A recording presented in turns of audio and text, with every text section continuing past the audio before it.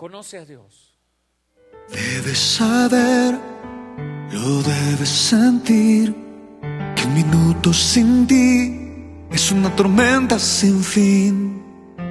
Debes soñar, debes creer que al final llegaré, contigo siempre yo estaré. Son aquellos momentos que me hacen vivir. Porque vamos a ver cómo opera el juicio de Dios, para que puedas conocer la misericordia de Dios en tu vida y te puedas reconciliar con Dios a tiempo. Dios, cuando obra en justicia, al mismo tiempo está actuando en amor. Dios, cuando obra en ira, al mismo tiempo está actuando en misericordia. Entonces Él primero obra en bondad, ama y llama al pecador al arrepentimiento, y está llamando constantemente al homosexual, a la lesbiana, al adicto, al drogadicto. Está llamando y diciendo: vamos, ya es tiempo, y está obrando en su etapa de benignidad.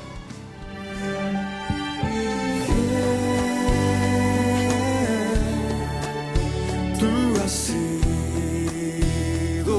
fiel, aunque el mundo dé una vuelta atrás, tu amor nunca se detendrá.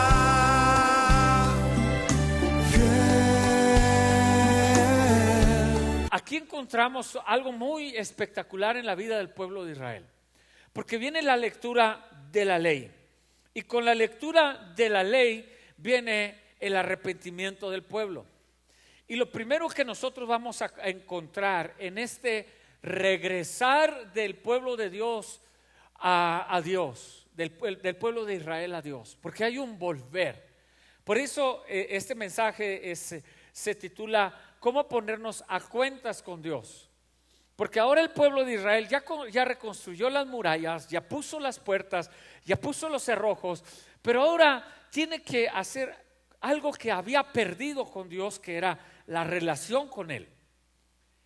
Y entonces lo primero que va a suceder es que ellos van a humillarse, y de eso prediqué el domingo. Solamente estoy haciendo una introducción a la segunda parte del mensaje. Lo primero que hicieron fue humillarse. Lo segundo que hicieron fue el arrepentimiento. Lo tercero que hicieron fue conocer la palabra de Dios, que 3 horas y 3 horas, un servicio de 6 horas. Ya hoy la gente no aguanta tanto, pero ellos aguantaron 6 horas escuchando la palabra, y el resultado fue que cayeron de rodillas delante del Señor adorando. Así que el número 4 es adorar. Cuando tú te quieres volver a Dios, tienes que regresar a la adoración. ¿Entiende esto? Tienes que regresar a la adoración que comienza por reconocer quién es Él, quién es Dios. Segundo, lo que Él hizo por tu vida, y entonces postrarte y humillarte delante de su presencia por lo que Él hizo en tu vida.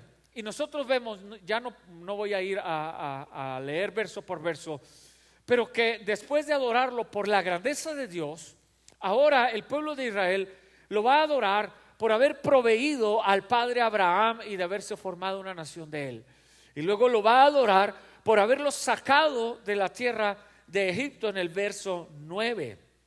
Y ahí lo van a adorar y le dice: tú dividiste el mar en 2, tú los guiaste durante el día por una gran nube, en verso 12, y por la noche con una columna de fuego.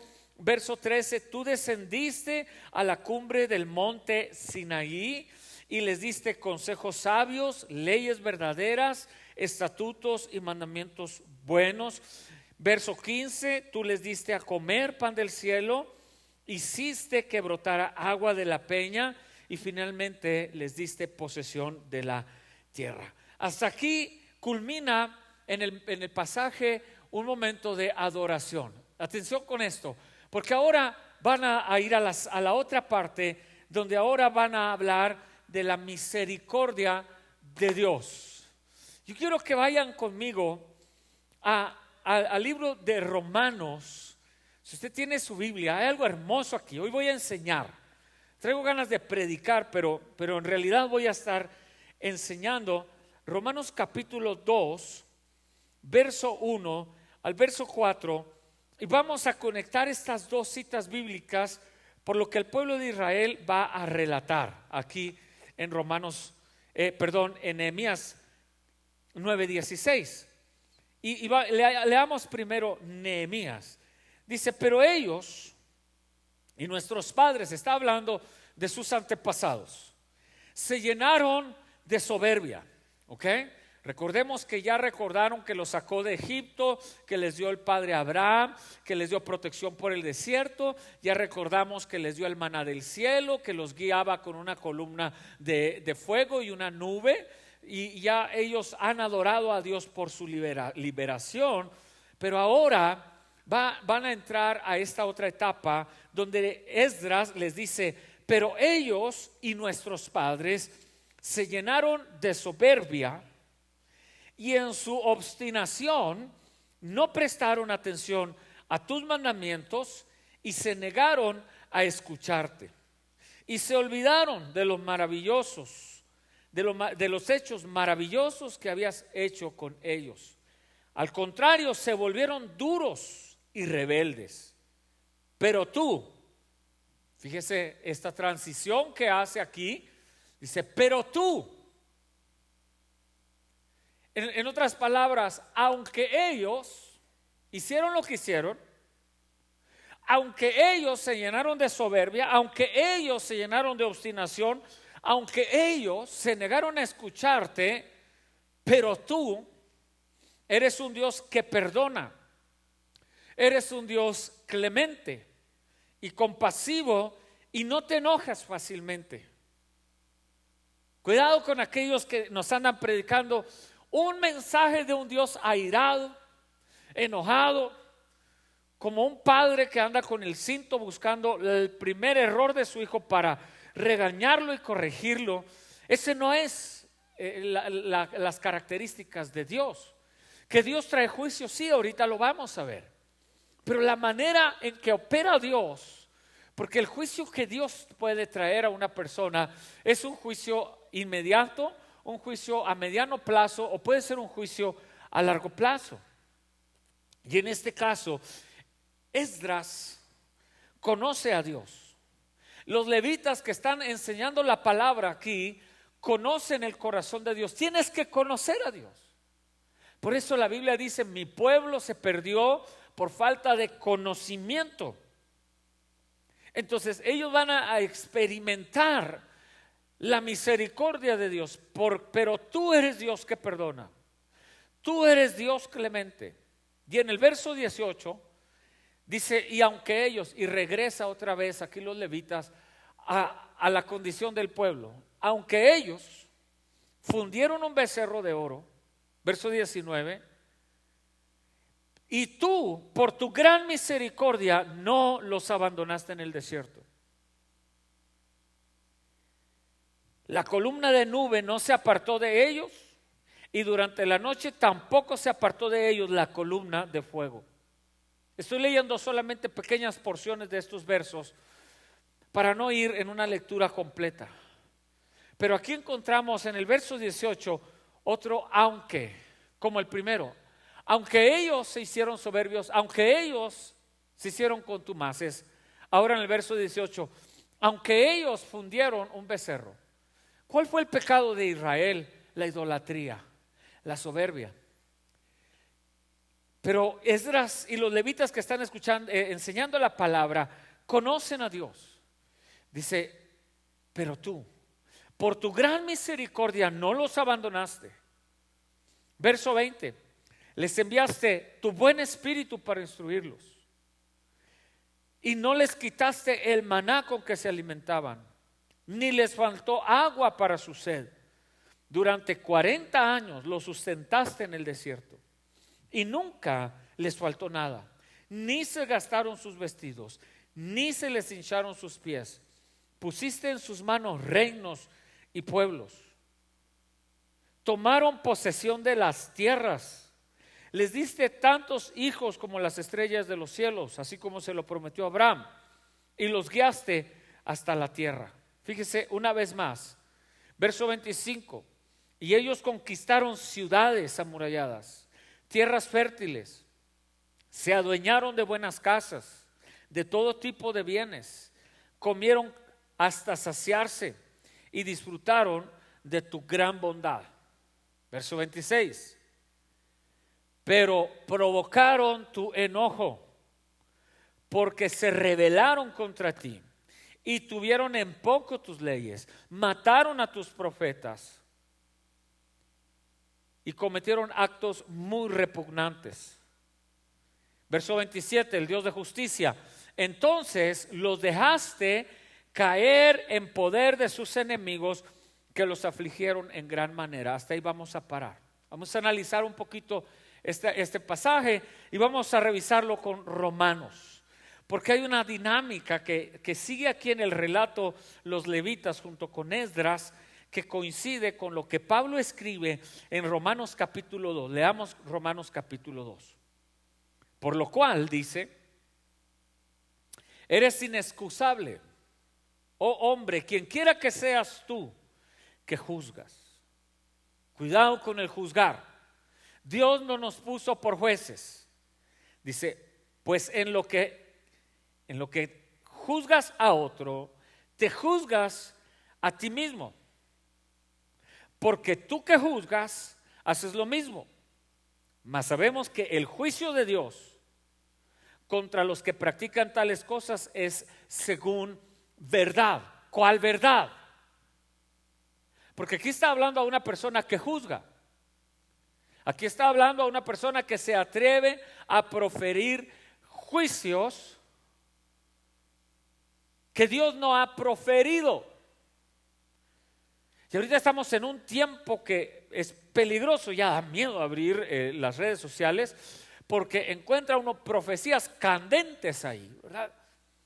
Gente hablando de toda clase de juicios y de catástrofes, y que se va a acabar el mundo, y que ya viene una hambruna general, y que ya viene el fin del mundo, que viene un terremoto más grande, que va este coronavirus que va a matar a más millones de personas, y toda una serie de juicios que todavía Dios no ha pronunciado.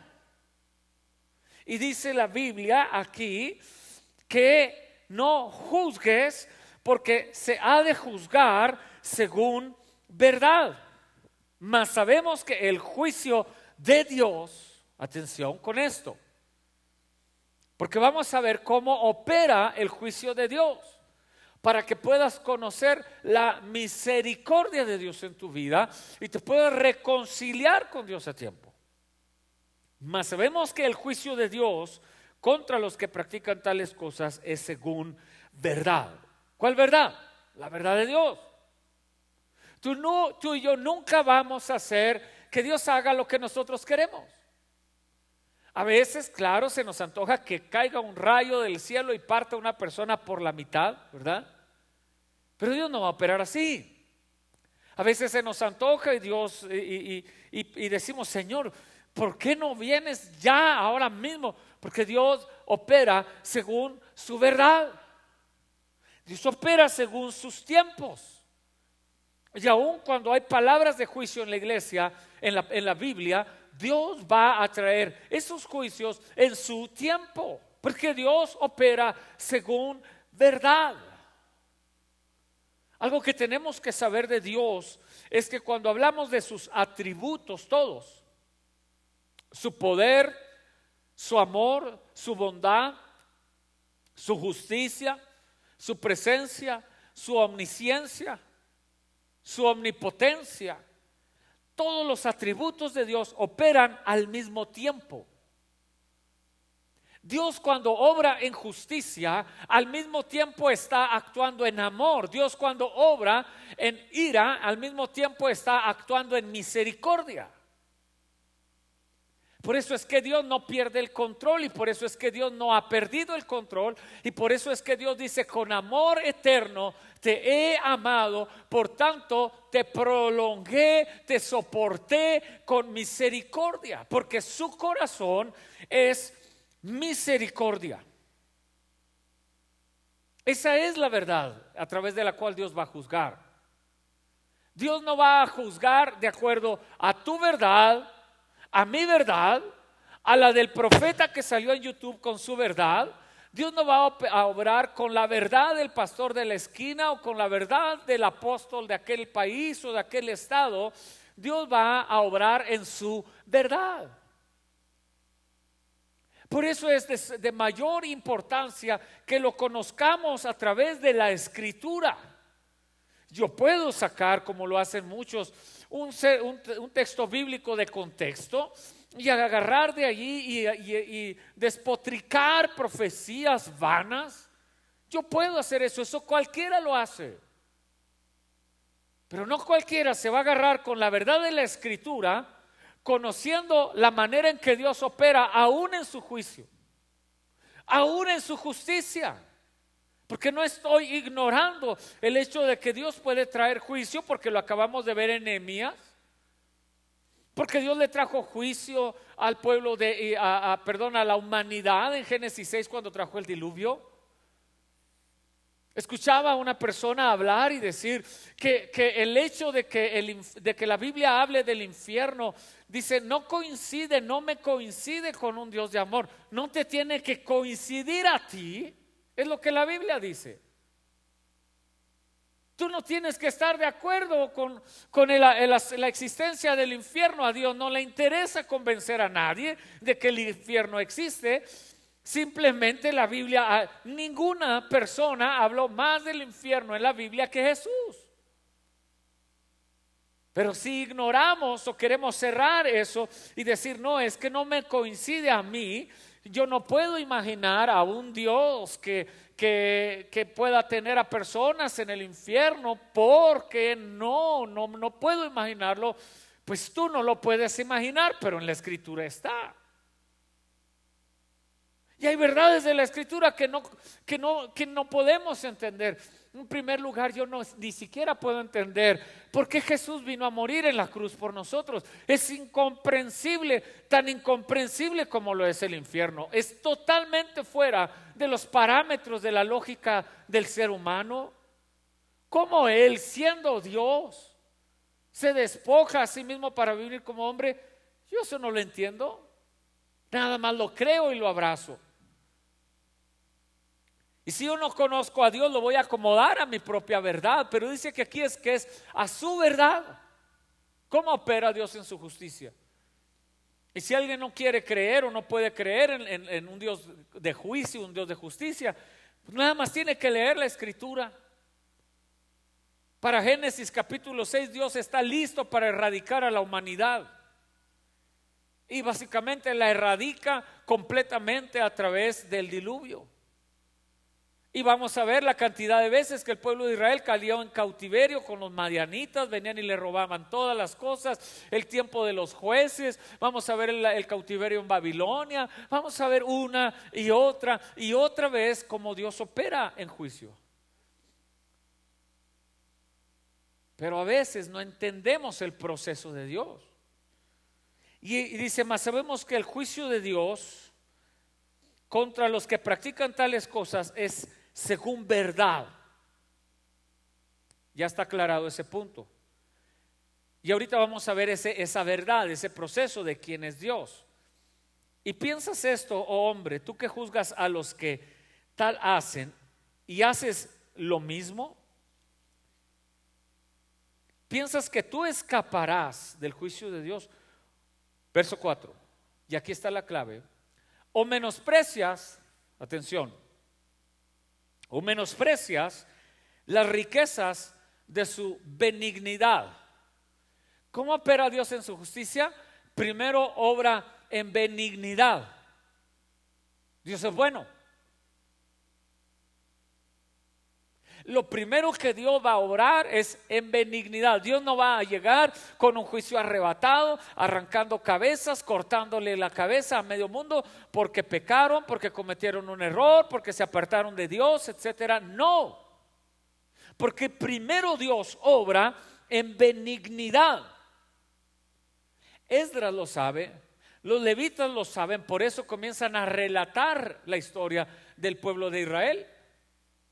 Y comienzan a relatar esta historia, comienzan a decir, nuestros padres fueron soberbios, nuestros padres, pero tú, porque ya lo conocen, porque ya saben el proceder de Dios en su justicia. Primero, Él obra en benignidad. Apúntenle ahí si tiene un papel. Número 2, Él obra en paciencia. Número 3, Él obra en longanimidad. Y número 4, Él obra en juicio. Repaso. Estoy leyendo verso 4, Romanos capítulo 2, verso 4.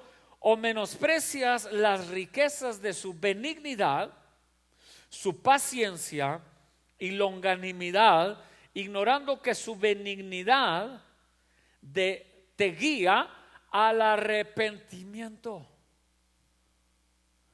Dios no se complace en traer juicio. No es como nosotros que a veces corregimos a nuestros hijos con un cinto, con una vara, para satisfacer nuestro propio enojo. Dios va a traer, si es que lo trae, va a traer juicio, pero primero va a obrar en benignidad, va a obrar en paciencia, va a obrar en longanimidad, pero su objetivo y su propósito es el arrepentimiento. Verso 5. Pero por tu dureza y por tu corazón no arrepentido, atesoras para ti mismo ira para el día de la ira y de la revelación del justo juicio de Dios. Justo juicio. Si Dios no fuera por estos procesos, si Dios no se moviera en esta manera, que no obrara primero en benignidad, en paciencia y en longanimidad, entonces no sería un juicio justo. Conoce a Dios. ¿Quieres regresar tu vida a Él? Conócelo.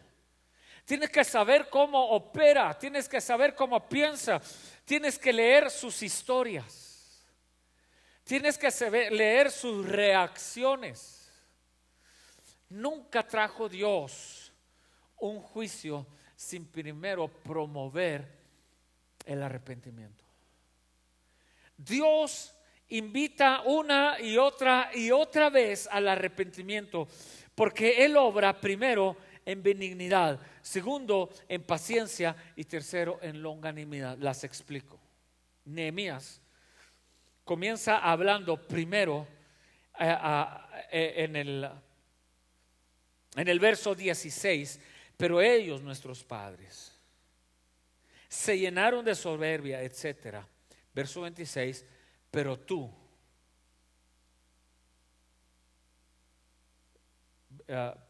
verso 17, pero tú eres un Dios que perdona, un Dios clemente, un Dios compasivo, no te enojas fácilmente. Eso es un Dios benigno, es un Dios bueno. En la primera etapa Dios va a obrar en su bondad. Eso es hermoso, eso es extraordinario. Me decía una persona hace un tiempo, me decía: ¿será que ya Dios me va a desechar completamente por mi pecado, por mi error? ¿Será que ya nunca jamás? Yo quería servirle, yo quería poder servirle en el ministerio por toda mi vida, por todos mis años. ¿Será que ya Dios por mi error me ha desechado completamente y nunca más puede usar mi vida? Lo miré a los ojos, les dije: no conoces a Dios. Tienes que conocer a Dios. Dios no es así. Te vendieron la idea de un Dios sin misericordia, de un Dios que trae el cinto en la mano, listo para golpear y listo para castigar a primera instancia. No, Dios obra primero en benignidad. Número dos, Dios obra en paciencia. Una cosa es la bondad, otra cosa es la paciencia. El primer paso, Dios va a obrar en amor y en bondad. Dios ama a la persona que está equivocada en su vida, que está enredado en alcoholismo, que está enredado en vicios, que tiene problemas de violencia. Dios ama al homosexual, Dios ama a la lesbiana, Dios ama a esa gente. Pero tenemos que recordar que su amor no está separado de su juicio. Tenemos que saber y comprender, entender a Dios, que Él no es que un día ama y el otro día trae juicio, sino que el mismo día que ama, Él puede obrar en justicia, y el mismo día que puede traer ira y juicio, está obrando en misericordia. Porque nunca se va a mover Dios con un arranque de enojo, un arranque de ira, como lo hacemos nosotros los seres humanos. Entonces Él primero obra en bondad, ama y llama al pecador al arrepentimiento, y está llamando constantemente al homosexual, a la lesbiana, al adicto, al drogadicto. Está llamando y diciendo: vamos, ya es tiempo, y está obrando en su etapa de benignidad. Pero ahora, cuando ese hombre obsesionado, esa persona que no entiende razones, esa persona que todavía no quiere ni siquiera mirar hacia Dios, entonces ahora lo que va a operar Dios, lo que se va a activar en Dios, ya no es nada más su bondad, sino su paciencia. Y cuando ya Dios comienza a obrar en su paciencia, está en camino hacia algo más fuerte. Ya no está en la misma condición de benignidad, sino que ahora ya Dios está dirigiendo, está llevando a otro nivel su justicia. Este es el camino de la verdad, este es el camino de la justicia, y este es el camino del justo juicio del que nos habla Romanos, que obra en su bondad, y luego ya cuando ha obrado en su bondad y ha dado los espacios, las oportunidades, todavía va a obrar en paciencia. ¿Sí? Es como cuando mamá le llama a los hijos a comer, ¿verdad? Y les dice una voz muy tierna, les dice: hijos, vengan a comer, ya está la comida, ¿verdad? Y luego el muchacho escucha, sí escuchó, pero no presta atención y no le va a hacer caso a su mamá. Entonces todavía mamá en su benignidad lo ama tanto, ha preparado alimento con tanto amor, que le dice: hijo, chiquito, baja, ya está la comida. Y el chiquito: anda, vete. Le entra por un oído y le sale por el otro el llamado de mamá: ya voy. Y mamá sigue obrando en la benignidad. Mamá sigue diciendo: hijo, se te va a enfriar la comida, ya está servida.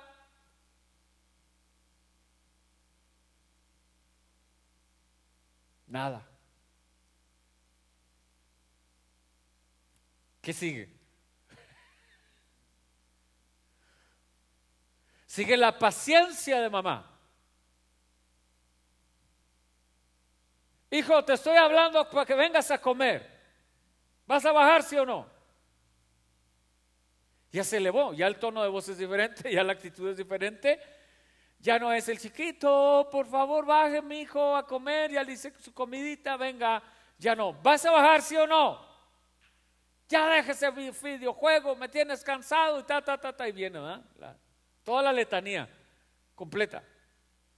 Porque ya el nivel de benignidad ya pasó.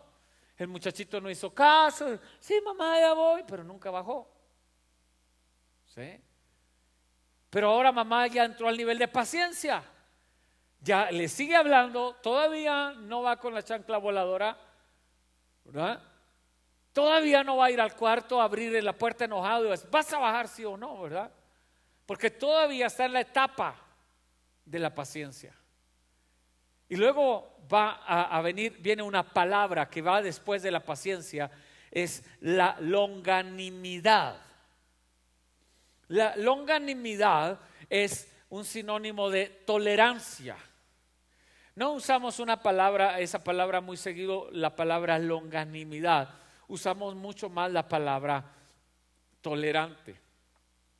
Es cuando ya Dios ha elevado su relación con nosotros, ya entró a otro nivel. Es el nivel de la longanimidad, es el nivel de la tolerancia. Es el nivel donde revela y dice: mira, con amor eterno te he amado, por tanto te prolongué mi misericordia, porque si no ya te hubiera consumido. ¿verdad?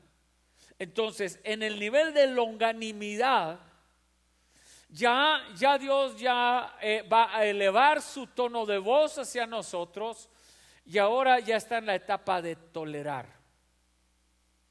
Entonces, Dios ama al homosexual, Dios ama al pecador, Dios ama. Sin embargo, en algún momento ya eso ahora es tolerancia, ya no es precisamente un amor en su estado genuino o en su estado más puro, sino ahora es un amor que está en su etapa de tolerancia. Está en la etapa en la que ya Dios está perfilándose a la última, que es la etapa de juicio. Y en el versículo, déjenme lo encuentro, 27, Dios se va a mover a la etapa de juicio. Pero en el 26 explica por qué. Porque se rebelaron contra ti, tuvieron en poco tus leyes y mataron a tus profetas, hicieron actos repugnantes. Tremenda la situación en la que ahora el pueblo de Israel se encuentra con Dios, y ya Dios está en la etapa de la longanimidad. Y en el verso 27, entonces los dejaste caer en poder de sus enemigos, que los afligieron en gran manera. La longanimidad de Dios es el último paso en dirección al juicio de Dios. Pero aún así, ya con esto voy a terminar mi enseñanza en esta noche. Aún así, esa justicia es una justicia restauradora. ¡Wow! Por eso se llama juicio justo, no es injusto. Porque en el proceso de Dios, esa justicia va a obrar para restauración. El arrepentirte, el volver a Dios, en cualquiera de las etapas, tiene de parte de Dios la intención de restaurarte a la fe.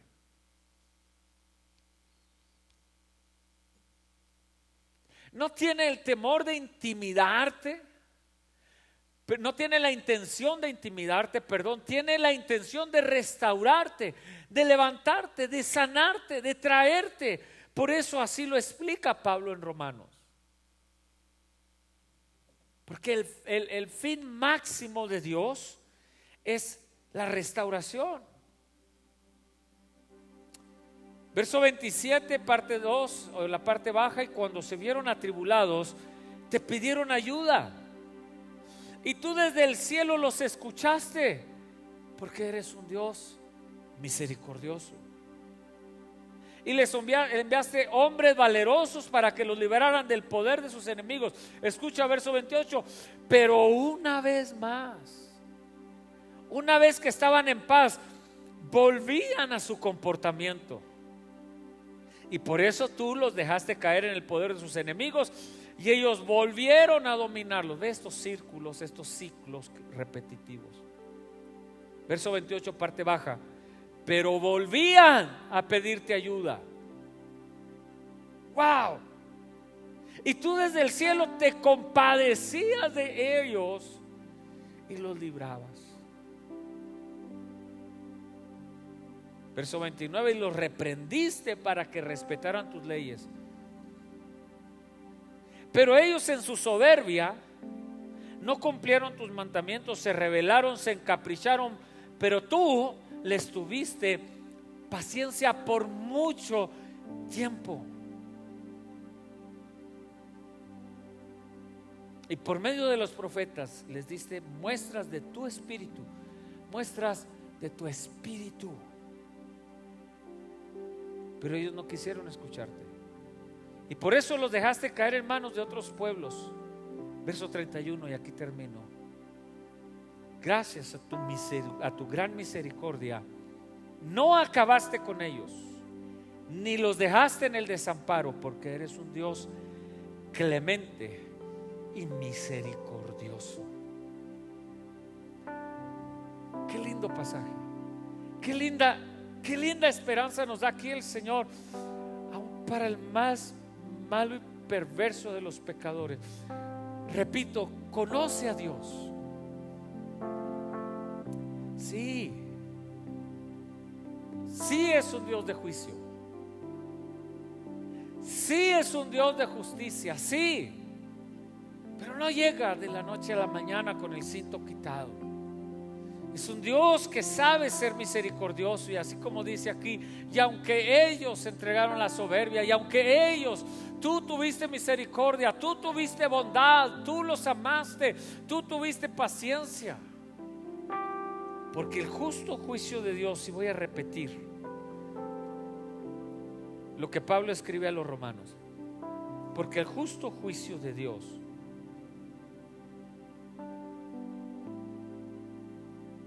mas sabemos que el juicio de Dios contra los que practican tales cosas es según verdad.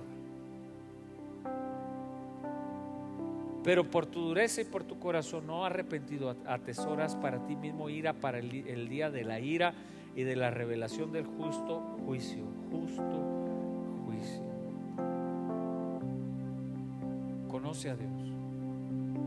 Conoce a Dios. Oramos, Padre, te damos gracias esta noche, porque yo estoy seguro, Señor, que al escuchar este mensaje habrá no uno ni dos, sino más, Señor, hombres y mujeres que hemos estado allí en la benignidad, en la paciencia y en la longanimidad, y que muchas veces hemos sido como el pueblo de Israel, que después de que nos sacaste de Egipto, nos protegiste con una nube, nos dirigiste con una columna de fuego, nos has dado maná y nos has protegido con tus leyes, nos has hablado con profetas. Seguimos siendo mucho como ellos, pero hoy relatamos como Esdras relató esta historia, no para traer juicio, sino para traer restauración. Una restauración, Señor, que tú deseas más de lo que la deseamos nosotros, que nosotros la necesitamos, pero que tú la deseas para nosotros. Ayúdanos a conocerte. Ayúdanos, Señor, a conocer quién eres, cómo obras, aún para conocer cómo obra tu juicio. ¿Cómo obras en juicio, Señor? ¿Cómo opera tu juicio? ¿Cómo trabaja tu juicio? Que conozcamos al Dios cuyo último deseo, Señor, es restauración. Así que restaura al caído. Levanta las manos del caído, Señor, y en el nombre de Jesús, Padre, sana. Sánanos de nuestras malas decisiones, de nuestros errores, de nuestro pecado, de nuestro mal caminar. Sánanos,